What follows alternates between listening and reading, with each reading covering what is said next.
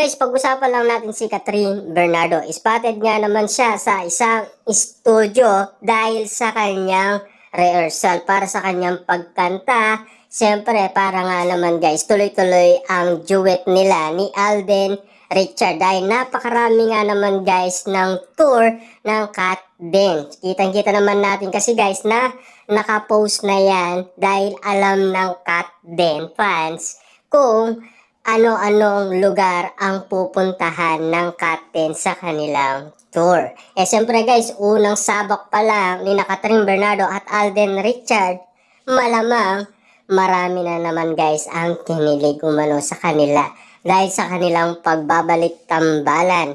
Dahil alam naman natin guys, no, ito lang ang matagal nilang iniiling umano na sana mas igit pa doon ang iparanas ng Kat Den, 'di ba? Na alam naman natin guys, no, mas gusto kasi ng Kat Den fan na sila na ang magkatuluyan, 'di ba?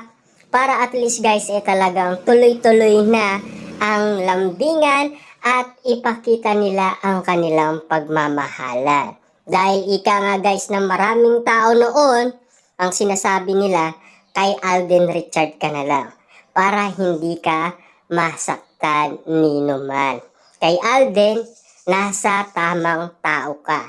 Yan ang sinasabi ng maraming tao noon, pero si Alden Richard ay tahimik lang at ayaw makigulo sa mga sinasabi ng mga netizens. Dahil alam naman natin guys, si Alden Richard ay meron siyang respeto umano sa iwalayan.